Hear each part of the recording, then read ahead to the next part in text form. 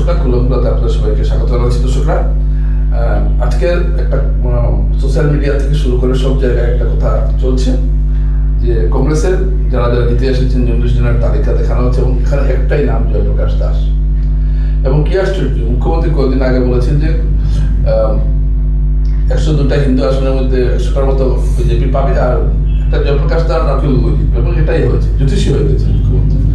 এবং তিনি বলেছেন যে তিনি মাসে পালস বুঝেন, তাই কথা বলছেন। যাই হোক, সেটা আমি যাচ্ছি না। এই যে কংগ্রেসের যে মাত্র একজন হিন্দু জিতলেন এবং 18 জন মুসলমান বিধায়ক, এরপর মুখ্যমন্ত্রী যে দাবি করে আসছিলেন যে কংগ্রেস একটা মেয়ার দল হবে, তো কি কংগ্রেস কি সত্যি মেয়ার দল হয়ে গেল? 1 নম্বর প্রশ্ন। 2 নম্বর, এই জয়প্রকাশ দাসও কতদিন থাকেন সেটা দেখার বিষয়। এবং এই যে কংগ্রেসের যে অবস্থাটা হয়েছে, যে একটা মুসলমানের দলে পরিণত হয়েছে এবং মুখ্যমন্ত্রী যে কথা বলছে সেটাই মিলেছে। এবং বীরাবর ঠাকুর, রিপন বড়া কংগ্রেস নেতা বলেছেন যে তিনি আর নির্বাচনী রাজনীতি করবেন না। বীরাবর ঠাকুর বলেছেন মানুষ এত অসুবিধার মধ্যে, গুয়াহাটির মানুষ রয়েছেন, জমাজলে আবদ্ধ রয়েছেন, এত কিছুর বড় মানুষ ভোট দিয়েছে, তার মানে নির্বাচনে জিততে গেলে এইগুলো কোনো ইস্যু নয়, মানুষের যে অসুবিধাটা কোনো ইস্যু নয়, এটা তিনি বলতে চাইছেন। দেখুন, রাজনীতিতে একটা শক্তিশালী বিরোধী পক্ষের প্রয়োজন। আজকে বিজেপির চূড়ান্ত যে ফলাফলটা হয়েছে, এটার পর উন্নয়নের জোয়ার আসবে বলছেন বিজেপি নেতারা, আসতেই পারে, কিন্তু এই যে বিরোধীরা যে একেবারে যে নির্মূল হয়ে গেলেন এবং বিরোধীরা এইভাবে যে সংখ্যালঘু এলাকায় সীমাবদ্ধ হয়ে গেলেন, এটা আসামের রাজনীতির জন্য কিন্তু ভালো ইঙ্গিত নয়। গণতন্ত্রে বা রাজনীতিতে শক্তিশালী বিরোধী পক্ষ থাকার প্রয়োজন রয়েছে, কিন্তু আসামের হিন্দু জনমানুষ বিরোধীদের এই জায়গাটা একদমই দিলেন না এবং প্রতিটি আসনে বিরোধীরা হেরেছেন।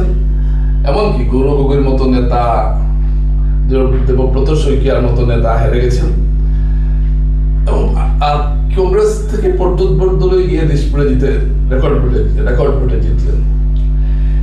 অর্থাৎ এই যে হিন্দু মানুষের বিজেপির প্রতি যে একটা অদম্য আগ্রহ, এটা আগেও ছিল, এটা 2016 থেকে শুরু হয়েছে, এটা এবারও আছে। গুয়াহাটির 4টা আসন তো গত আগের 2টো নির্বাচনেও বিজেপি জয়লাভ করেছিল। এই যে বিরোধীরা একেবারে নিশ্চিন্ত হয়ে যাচ্ছেন, এতে কিন্তু আগামী যে রাজনীতিটা আসছে, এটা কিন্তু এটা কোন খাতে বইবে বোঝাটা মুশকিল।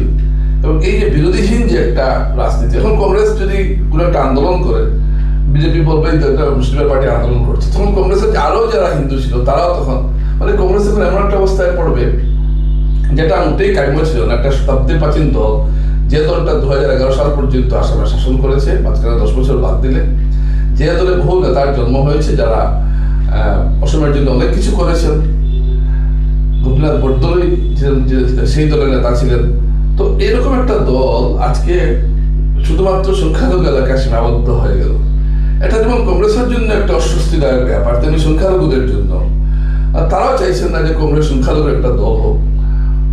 তারা হয়তো ভেবেছিলেন যে কংগ্রেস একটা সরকার পরিবর্তন করার মতো জায়গায় আসবে, তাই তারা ভোট দিয়েছিলেন, নাহলে তো তারা ইউডিএফ কে ভোট দিতেন। এবং ইউডিএফও কিন্তু আসামের রাজনীতিতে অপ্রাসঙ্গিক হয়ে গেল। মাত্র 2টো আসনে ইউডিএফ জয়লাভ করেছে। বদরুদ্দিন আজমল ধুবড়িতে 10 লক্ষ ভোটে হারার পর এবার তিনি বৃন্দা গান্ধী আসন থেকে তিনি জিতলেন। আমি প্রশ্নটা করছি এই জন্য যে এই যে বিরোধী শূন্য হয়ে গেল কংগ্রেস, এতে আসামের রাজনীতি এখন এমন একটা জায়গায় থাকবে যে যেটা বিজেপি দল যেটা করবে সেটাই শেষ কথা। বিজেপি দলের কোনো সিদ্ধান্তের উপর এখন কোনো রাজনৈতিক দল কোনো কথা বললেই সেটা হবে মুসলমানদের পক্ষে কথা বলছে, এরকম একটা ধারণা তৈরি হয়েছে। এবং এটা তো আশ্চর্যের বিষয়। আপনি যদি দেখেন যে আসামে যে ঘটনাটা ঘটেছে, এটা অভূতপূর্ব। কেন অভূতপূর্ব আমি বলছি? যে দেখুন, বিজেপি তো ক্ষমতায় যে শুধু আসামে আছে এমন তো নয়। বিজেপি 21টা পশ্চিমবঙ্গ বিজেপি 200টি আসন পেয়েছে, তৃণমূল 81টি আসন পেয়েছে। তার মধ্যে বেশিরভাগই কিন্তু হিন্দু এলাকায়। কলকাতাতে এত বিপর্যয়ের পর কলকাতাতে বিজেপি 11টি আসনের মধ্যে, তৃণমূল 11টি আসনের মধ্যে 7টি আসন পেয়েছে। তো তার মানে হিন্দুদের মধ্যে থেকে তৃণমূল নিশ্চিন্ন হয়ে যায়নি। আর ভোট শেয়ারিংও খুব একটা, আমি পশ্চিমবঙ্গে নিয়ে আলোচনা করছি, আমি আবার আসছি আসামের কথায়। আসামে যে ঘটনাটা ঘটলো এটা ভারতবর্ষের কোনো রাজ্য, দেখুন ও তো যেটা বিজেপির যে হার্ট ল্যান্ডগুলো, যেটা বিজেপির যে মেইন জায়গা, যেমন গুজরাটও কিন্তু কংগ্রেস এত বাজে ফল করেনি হিন্দু এলাকায়, এবং এমনকি লোকসভা একটা আসনও পেয়েছিল। উত্তরপ্রদেশে নির্বাচনে সমাজবাদী পার্টি 211টি আসন পেয়েছিল, মাফ করুন 111টি আসন পেয়েছিল, 400, অর্থাৎ এসব হিন্দু এলাকায় বেশি আসন পেয়েছিল। আপনি আরো যান, আপনি বিহারে যান, বিহারও যে আসনটা পেয়েছে বিজেপি হিন্দু এলাকা নিশ্চিন্ন হয়ে যায়নি বিরোধীরা হিন্দু এলাকা থেকে। আপনি দিল্লি যান, রাজস্থান, মধ্যপ্রদেশ, সব জায়গায় কিন্তু বিজেপি হিন্দু, কংগ্রেস বা বিরোধীরা হিন্দু এলাকায় কিন্তু আছেন। প্রথম আসামে এরকম ঘটনা ঘটলো যে হিন্দু এলাকায় বিরোধীরা নিশ্চিন্ন হয়ে গেলেন। এটা কেন? এটা সমাজবিজ্ঞানীরা গবেষণা করবেন। মেরুকরণের রাজনীতি তো উত্তরপ্রদেশে হয়েছে, বিহারে হয়েছে, মহারাষ্ট্রে হয়েছে, সব জায়গায় হয়, স্বাভাবিক হবে। হিন্দু মুসলমান আপনি স্বীকার করুন না করুন, এটা ভালো না খারাপ, কিন্তু এটা ভিতরে ভিতরে একটা মেরুকরণ থাকে। এটা ভারতের রাজনীতির একটা ধারা হয়ে গেছে। মানে কেন হয়েছে এর অনেক কারণ আছে। আর এটা কোনো কেউ যদি তাকে নিজেকে হিন্দুত্বের রক্ষক হিসেবে দাবি করেন এবং তাকে যদি অন্যরা সমর্থন করেন, এটাকে সাম্প্রদায়িক বলাটা অন্যায়। যারা বেশিরভাগ এরকম বলা হয় দেখে হিন্দুরা সংগঠিত হচ্ছেন, এটাও ঠিক। আমি প্রশ্নে যাচ্ছি না, কেন আসামের হিন্দু এলাকায় বিরোধীরা এভাবে প্রাপ্ত হয়ে গেলেন, এটা কিন্তু একটা সমীক্ষার প্রয়োজন রয়েছে।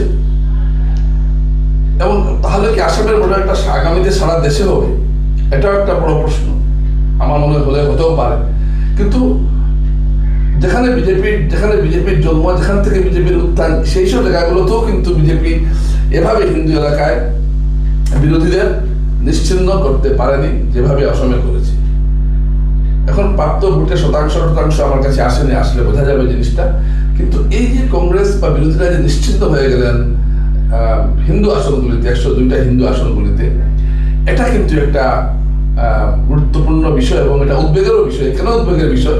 এতে কিন্তু এই যে বিরোধী শূন্য রাজনীতি কিন্তু ভবিষ্যতে কিন্তু